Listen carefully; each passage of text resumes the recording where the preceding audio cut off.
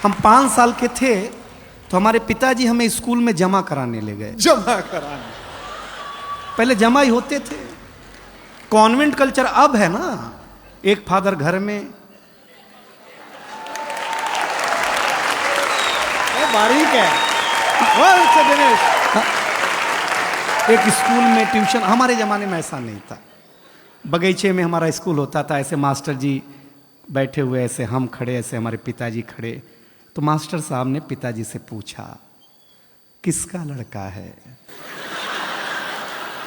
तो मेरे पिताजी इमोशनल हो गए, बोले मास्टर साहब आपका ही है। मैं सही बताता हूं। अब हम टेंशन में, जिसको हम 5 साल से बाप समझ रहे हैं वो तो अपना है नहीं। मैं जिसे आमंत्रित कर रहा हूं वो भी बंबई से आया है, एक ऐसा कवि जो आनंद पैदा करता है। मैं जानता हूं यहां जो 2-4 कुर्सियां खाली बच गई हैं वो भी तालियां बजाएंगे उसके लिए।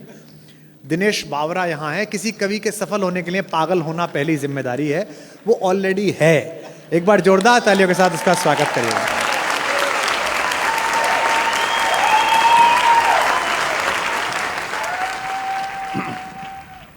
माइक वाला नहीं आएगा, खुद को ही करना पड़ेगा। जी जी जी, कोई बात नहीं। मैं दिनेश बावरा हूँ। कल ही मैंने फ्लैट लेने को सोचा था दिल्ली में। कुमार विश्वास जी ने इतना ज्ञान दे दिया कि कैंसिल करना के सोच लिया भाई साहब। अब मतलब हद है, कोई बात नहीं लेना, अच्छी बात है। मैं माइक सेट कर लूँ पहले? नहीं, बहुत अच्छा है। ये एक समस्या बीच में जो ये फोकस लाइट है, हाँ, ये थोड़ी कम कर दो तो अच्छा लगेगा। हम लोग यूपी से आए हैं, इतनी लाइट का अभ्यास नहीं है हमें। अभ्यास कर लीजिए, नहीं तो बुलडोजर चल सकता है।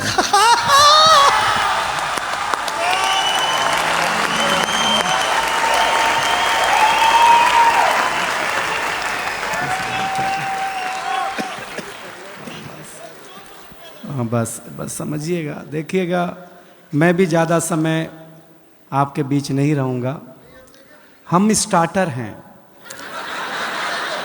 हाँ, ये ओपनर था, मैं बोतल हूँ।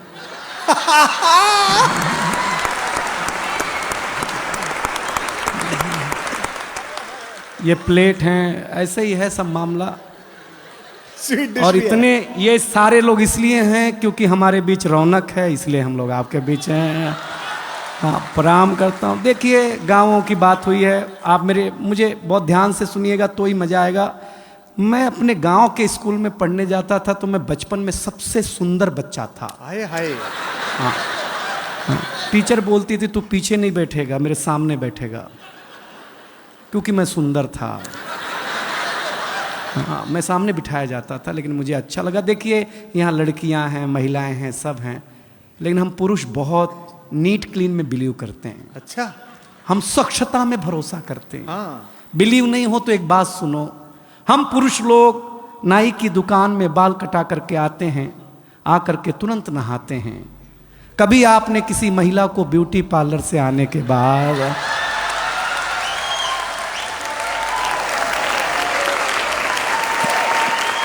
अगर मुंह धोते हुए भी देखा हो? हम पुरुष लोग हैं, स्वच्छता में भरोसा रखते हैं। कोई टेंशन नहीं लीजिएगा, गांव की बात हुई है तो मैं गांव की बात सुना दूंगा। देखिए, एक जानकारी दूं, इस दुनिया में फीमेल को बातचीत में अगर कोई हरा सकता है बोलने में, तो वो आरजे। महिलाओं से भी ज्यादा बोलने का काम अगर कोई करता है। और फीमेल आरजे को तो एक सुविधा है कि वो बिना मेकअप के भी ड्यूटी पे जा सकती हैं। बोलना ही है ना भाई, उसमें क्या बात है यार। लेकिन बहुत ताली वाली मत बजाइए, इज्जतदार घराने के लोग हैं आप, कोई टेंशन लेना मत। मैं बहुत जल्दी शुरू, देखिए हम 5 साल के थे। नहीं मत बजाओ, कहाँ चिंता कर रहे हो, हम कर रहे हैं। हम 5 साल के थे तो हमारे पिताजी हमें स्कूल में जमा कराने ले गए। जमा कराने, पहले जमा ही होते थे, कॉन्वेंट कल्चर अब है ना, एक फादर घर में। बारीक है। वाह दिनेश। एक स्कूल में ट्यूशन, हमारे जमाने में ऐसा नहीं था। बगीचे में हमारा स्कूल होता था, ऐसे मास्टर जी बैठे हुए, ऐसे हम खड़े, ऐसे हमारे पिताजी खड़े। तो मास्टर साहब ने पिताजी से पूछा किसका लड़का है?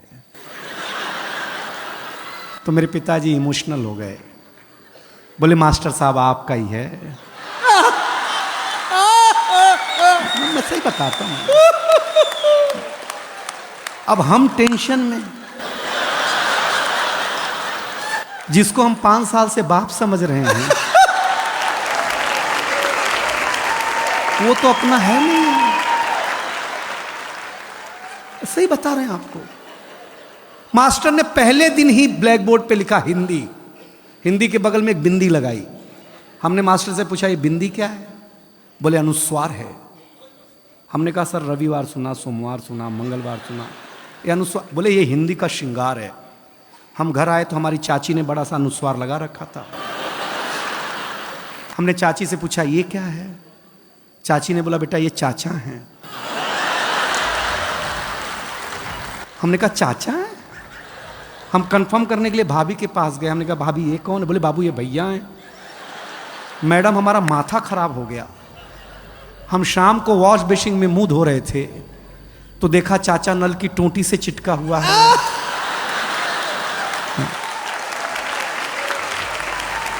वॉश बेसिन के आईने पे चिटका हुआ है। चाचा को जब मैं कमोड पे चिटका हुआ पाया भाई साहब, मैं सच बताता, सवेरे हम कहीं भी लगा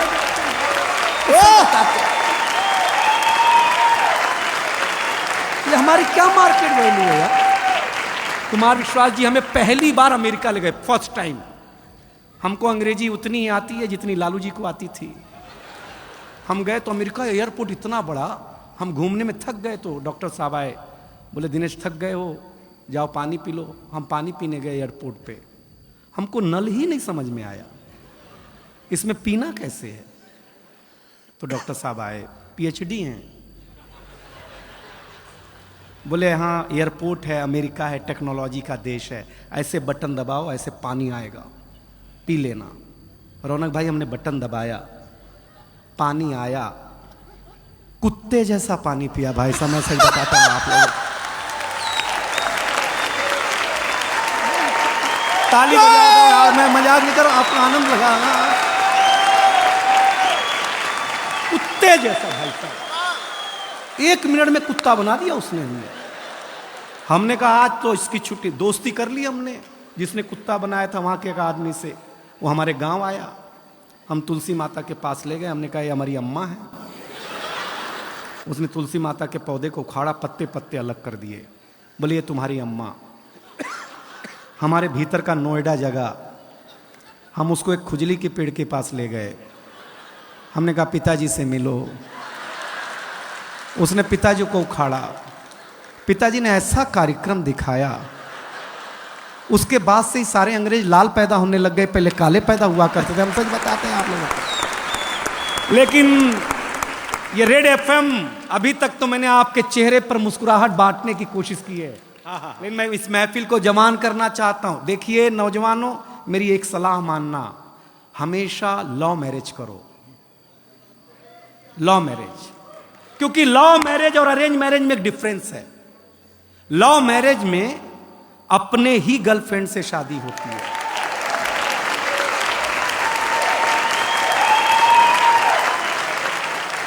अरेंज मैरिज में भगवान जाने किसकी मत्थे आ जाए। लव मैरिज करो। खुसरो लिखता है जिहाल मिस्की मुकुंद तगाफुल, दुराए नैना बनाए बतियां, किताबे हिजरा न दार मैजा न ले हूं काहे, लगाए छतियां सखी पिया को जो मैं न देखूं तो कैसे काटूं अधेरी रतियां, जिसे पड़ी है जो जा बतावे पिया रे पी को, हमारी बतियां न नींद नैना न अंग चैना, न आ पाए न भेजे पतियां। ये इश्क है, समझ में आया? हाँ बस, पेमेंट एक बार की है। हाँ हाँ ठीक। अरे वंस मोर सुनाते हैं, हमको एक ही पैक में चढ़ जाती है।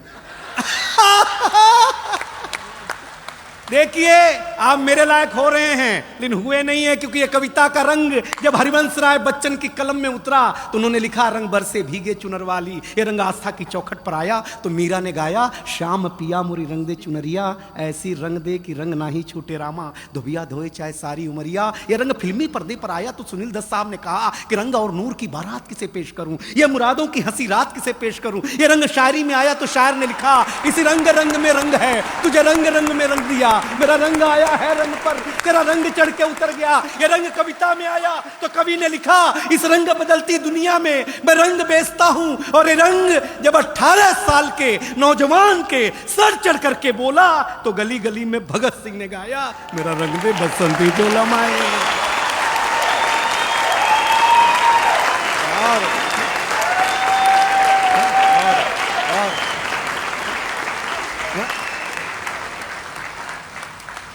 ये ताली पहले बजा देते तो इतना खून खराबा नहीं करना पड़ता यार।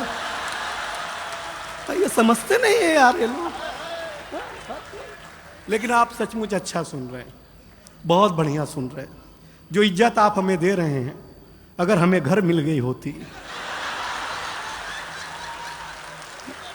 तो इतना दूर झक मराने आते भाई साहब तर से। लेकिन बहुत अच्छा है, मैं एक कविता सुनाने का मानस है। आप डॉक्टर साहब एक ऐसी कि मेरे नौजवान दोस्तों, मैं भी नौजवान हूं, एक निवेदन करता हूं, किसी भी चीज की आपके जीवन में उपयोगिता उतनी होनी चाहिए जितना काम हो। तब एक कविता आपको हंसाया हूं, सुनिएगा, क्योंकि हमारे गांव की कविता सुनाई रोहित शर्मा जी ने। डॉक्टर कुमार विश्वास का जादू अभी आपके ऊपर छाने वाला है, सुदीप भोला जी आने वाला है, हमारी बहुत अच्छी गजल गो बैठी हुई हैं। तब एक कविता बिना भूमिका के, क्योंकि आप सबसे बुद्धिमान जनता है दिल्ली की और सबसे बुद्धिमान कवि आपके सामने खड़ा है। इन दोनों के बीच में मैं क्लास टीचर की भूमिका नहीं निभाना चाहता, हम दोनों बराबरी के हैं। तब कविता शुरू करना चाहता हूं। सूरज तेजी से ढल रहा है, रेड एफएम के श्रोताओं, दिल्ली वालों, सूरज सुन लेना। अब तक मैंने आपको कोलाहल में सुनाया, अब मैं आपको पिन ड्रॉप साइलेंट में देखना चाहता हूं क्या सुनते हैं कविता। सूरज तेजी से ढल रहा है, जमाना रोज बदल रहा है। एक फकीर ने टीवी पे प्रवचन देते हुए कहा कि अगर आप मोह माया से दूर रहना चाहते हैं तो मुझे लाइक कीजिए और साथ में मेरा यूट्यूब चैनल सब्सक्राइब कीजिए। ये सूरज तेजी से ढल रहा है, जमाना रोज बदल रहा है। एक संत ने टीवी पे प्रवचन देते हुए कहा कि अगर आप मोह माया से दूर रहना चाहते हैं तो मुझे लाइक कीजिए, साथ में मेरा यूट्यूब चैनल सब्सक्राइब कीजिए। आज नहीं तो कल होना चाहता है, हर कोई वायरल होना चाहता है। पहले मेरा बच्चा घर से बाहर जाता था तो मेरा जी घबराता था, घड़ी पे नजर रहती थी, समय पे नहीं आता था तो मैं पड़ोस में पूछने चला जाता था। लेकिन अब मैं लाचार हूँ, बेकार हूँ, क्योंकि खुद के ऊपर खुद का बस नहीं चल रहा है। मेरी आंखों के सामने मोबाइल मेरे बच्चे को निगल रहा है। मैं ताली मांगूंगा नहीं कि मैं कर्तव्य निभा रहा हूं, मोबाइल मेरे बच्चे को निगल रहा है। न मैं चिल्ला रहा हूं, न किसी को बुला रहा हूं। इस घटना ने मुझे परेशान कर दिया है। अभी मैंने अपने बच्चे का बचपन देखा भी नहीं कि इस मोबाइल की दुनिया ने उसे जवान कर दिया है। ये मोबाइल बिल्कुल नहीं मांगूंगा पीछे वालों कविता, आपके घर की त्रासदी गा रहा हो तो त्रासदी की पीड़ा मेरे तक पहुंचाना। ये मोबाइल जिसका भी आविष्कार है उसका सम्मान है, क्योंकि इसका हमारे जीवन में बड़ा योगदान है। लेकिन इसके भीतर के कुछ आविष्कारों ने हमें भोगी बना दिया है। शरीर तो शरीर, मनोरोगी बना दिया है। इसने हमारा सुकून छीना है। एक पंक्ति पढ़ रहा हूं आपके चौखट के भीतर के परिवार में अगर घटता हो तो बताना। इसने हमारा सुकून छीना है, इसने हमारा सुकून छीना है, हमारा साकार छीना है। इसने हमारा सुकून छीना है, हमारा संस्कार छीना है, एक साथ बैठ करके बतियाने वाला परिवार छीना है। इसने छीना है नई किताब की सुगंध को। इसने छीना है नई किताब की सुगंध को, इसने छीन लिया है निमंत्रण पत्र पर हल्दी की गंध को। वाह वाह, इसने छीन लिया डॉक्टर साहब निमंत्रण पत्र पर हल्दी की गंध को। इसने घूंघट छीना है, हर रात छीना है, चैट की आड़ में संवाद छीना है। पढ़े लिखे लोगों जरी दो पंक्ति समझ जाना तो बताना, चैट की आड़ में संवाद छीना है। आप कहेंगे कि ये सब नुक्ता चीनी है, लेकिन भाई साहब कलेजे पे हाथ रख करके सोचेंगे तो कलेजा फट जाएगा, क्योंकि इसने आपके जीवन जीने का आधार अर्थात उत्सुकता छीनी है। इस दुनिया ने, अगली पंक्ति आ रही है, संभाले रेड एफएम की जनता, इस दुनिया ने कुछ अजीब सा परोसा है। आज हमें गुरु से ज्यादा गूगल पे भरोसा है। आज हमें गुरु से ज्यादा गूगल पे भरोसा है। गूगल पे भरोसा, ये जो विज्ञान है इसके पास शरीर के रोगों का समाधान है, ना आत्मा का नाद है, न सुकून की बोली है। सुलाने के लिए तो बहुत कुछ है इसके पास, लेकिन जगाने के लिए नहीं, एक छोटी सी गोली है। और अंतिम 4 पंक्तियों में मुझे विदा करे, जगाने के लिए नहीं। अगर इस दुनिया से आप चाहते हैं खुद को बचाना, तो ज़्यादा नहीं, ज़्यादा नहीं, ज़्यादा नहीं, इस दुनिया से थोड़ा दूर होगा जाना, वरना जिंदगी के मखमली एहसास खो देंगे, हरे भरे जज्बात खो देंगे। अब ये निर्णय आपका है कि आपको कैसे रहना है, कैसे जीना है। इन घर में एक बार बैठ करके जरूर सोचिएगा कि इस मोबाइल की दुनिया ने आपसे क्या क्या छीना है। अंतिम निवेदन अच्छा लगे तो ये पूरा संसार मुझे हाथ उठाकर ताली देगा, ये दावा है।